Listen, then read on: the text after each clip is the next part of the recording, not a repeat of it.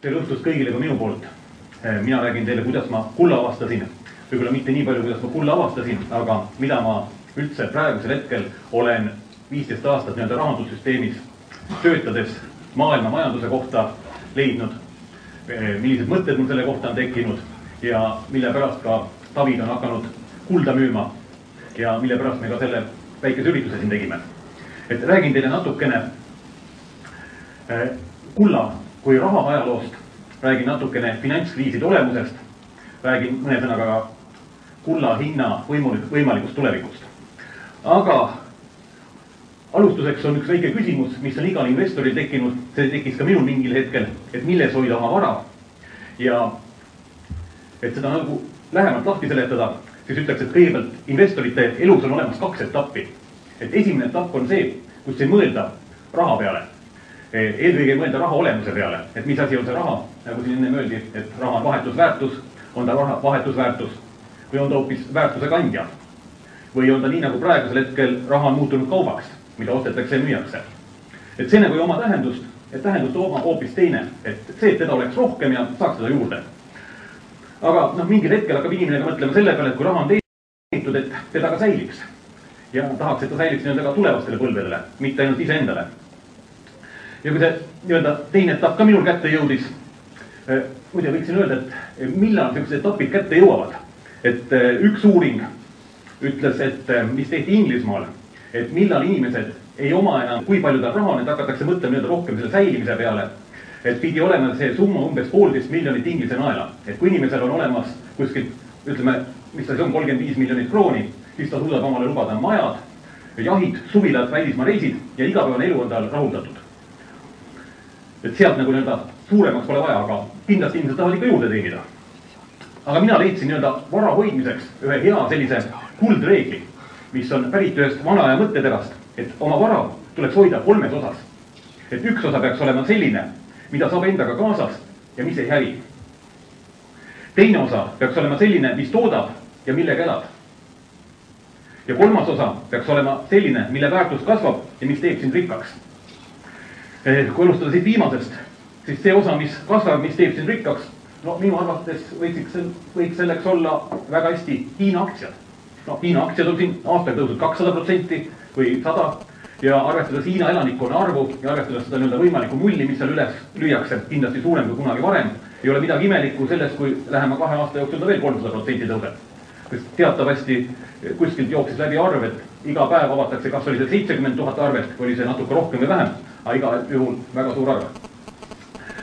Teine osa, mis toodab ja millega elad, minu arvates sobiks sinna alla, kui sul on olemas kinnisvara, mida sa välja üürid, mis ei ole mitte võetud laenuga liisinguga, vaid sinu enda oma, näiteks paar korterit, kus tuleb sulle igapäevane rahavoog.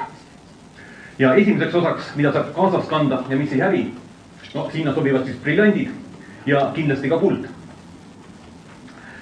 Siinkohal tekib küsimus, et millist kulda nagu osta, et kas see peaks olema füüsiline kuld, mis on füüsiliselt raske, või võiks see olla ka selline elektrooniline kuld, mille vahendustasud tunduvad olemat väiksemad, mida võib-olla tegelikkuses ei pruugi olla. Ja siin tekibki küsimus, et millest eriti ei räägita, on elektroonilise raha ja elektroonilise kulla ohud. Maailm on läbi aegade näinud mitmeid paberraha kriise. Et kui küsida, mis on paberraha pikaline väärtus, siis üldreeglina ollakse nõus sellega, et paberraha pikaline väärtus on 0. Sest pikaajaliselt ei ole ükski paberraha säilinud. Et on teatavad ajaetapid ajaloos, kus paberraha on võimalik vahetada kullaks piiramatult, nimetame seda alkeemiaks, eks ole, paber muutub kullaks. Ja on etapid, kus nii-öelda paber muutub mitte millekski. Võtame sellise ajajärgu nagu 1895 kuni 1915 oli Venemaa tsaarirubla iga päev võimalik vahetada kullaks ja kulda tsaarirublaks. Tundus, et see aeg kestab igavesti, sest see oli 20 aastat. Mingil selle ajaperioodi lõpul tuli selline tore mees nagu Lenin, kes siis teatas, et kuld kaotab varsti üldse oma tähtsuse, et tehnika areneb meeletult, sel ajal ju esimesed lennukid, Wrightid tegid seal oma trikke ja Lumierid siin lõid kino ja igasugused suured muutused toimusid, et röntgeni kiirgus avastati, et kindlasti tuleb nüüd kohe aeg, kus inimestel on WC-potid kullas ja teil ei ole kuldmüntidega midagi teha. Üks minu esivanem oli kuskil Kaasani kandis kingavabrikant ja temal oli ka palju kulda Eestisse tulles. Tema vahetas need kõik ümber paberrubladeks. Ja mina lapsepõlves sain ilusti nende tsaari 5 ja 10 rublaste paberrahadega päris palju mängida. Ja noh, mul on niisugune väga kole mõte, et ega ma ei imestaks üldse, kui mitte meie lapsed, aga lapselapsed siis nende eurodega saavad mängida neid monopolimänge. Aga nagu ütlesin, et pikaline väärtus paberrahal on 0. Aga nüüd küsimus on selle elektroonilise raha kohta. Et elektroonilise rahast on väga tore ja kena küll. Et noh, lähme panka ja võtame ja saame alati kätte paberraha ja paberraha saame hetkel ka kullaks vahetada, et kui stabiilne see siis tegelikkuses on. Maailmal on siiamaani elektroonilise raha krahh läbi elamata. Ja noh, minu isiklik veendumus on see, et noh, mingil hetkel see kindlasti tuleb, et sellest nagu pääsu ei ole. Aga see on nüüd muidugi teema, millest kindlasti ajakirjanduses ei räägita ega arutata. Et üksikud kohad, kus ma selle kohta lugenud olen, oli üks väljapaistev kirjanik, see Jeremy Rifkin, kes siis ühes Eesti Päevalehe artiklis tsiteeris Ameerika kongressile saadetud aruannet, et mis juhtub sellisel juhul, kui terroristid nii-öelda saavad hea sideme seal Põhja-Koreaga, saavad ühe tuumapommi kätte, ostavad Scud-raketi, mis mustal turul maksab ainult $100,000 ja mitte ei hakka seda lõhkama seal New Yorgi kesklinnas, vaid Ameerika atmosfääris. Tulemuseks pidi olema elektromagnetiimpulss, mis lööb välja kõik töötavad arvutikiibid ja nii-öelda gammalaine, mis lööb välja ka elektrisüsteemid ja sellele ennustati, et on väga tõenäoliselt võib ka järgneda infrastruktuuri nii-öelda kokkukukkumine. Aga noh, see on teema, mida ei arutata ja ma loodan kõigest hingest, et seda kunagi ei juhtu. Aga oleme teadlikud, et sellised variandid on nagu maailmas olemas. Ja teine elektroonilise raha puhul, mida ma tahan juhtida tähelepanu, oli, kui ma ühe pankuriga rääkisin ja rääkisin taga üleöelaenu olemusest. Et noh, ka siin saalis on mõned pankurid, kes võivad seda pärast seda teemat kommenteerida, kui tahavad. Aga et üleöelaen on selline hea tore asi, et õhtu annad raha ära, hommikul on raha arvel ja väike jupp on kohe juures ka. Ma küsisin, et mis siis nagu toimub, et kuidas see raha nagu sinna juurde tuleb. Sest asi on väga lihtne, et õhtul läheb see arvelt maha, põhimõtteliselt ta koos selle päevavalgusega liigub edasi Ameerikasse, kus siis selle rahaga ostetakse, müüakse igasugused aktsiaid ja muud toredaid tehinguid tehakse, aidatakse Ameerika majandusel areneda. Sealt koos päevavalgusega liigub ta edasi Aasiasse, kus siis järjekordselt lükatakse sellega võib-olla Hiina börsi natuke ülespoole ja tehakse igasuguseid muid huvitavaid asju. Ja hommikul tuleb see raha ilusti meile tagasi. Aga võt siin tekib küsimus, et näiteks kui ikka näiteks Jaapanis toimub maavärin, mis seal toimub keskmiselt iga 80 aasta tarka, suur maavärin Tokyos, mida pole olnud 100 aastat. Ja kui ta toimub mõne suure panga all ja see ka kokku kukub, et kas see elektrooniline raha ikka tuleb tagasi.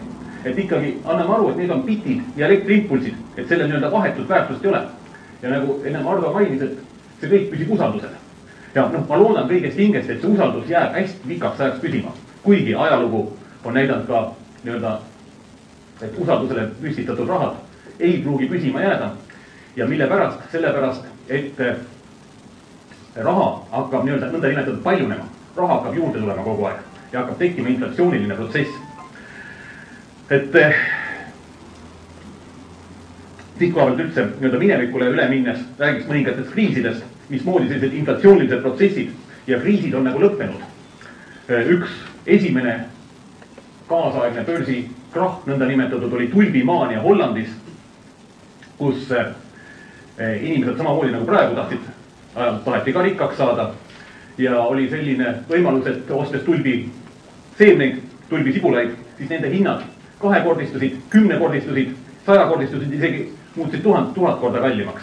Ja niimoodi ligi 10 aastat järjest.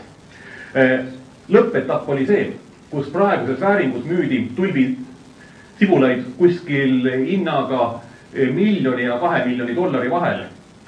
Öeldi, et seal üks tulbi seeme maksis seal 4 tonni juustu ja 16 tonni võid ja inimesed müüsid muidugi sellel ajal oma majad maha, sellepärast, et noh, kui sa ostad tulbi seemne, siis varsti saad sa kohe 2 maja asemele.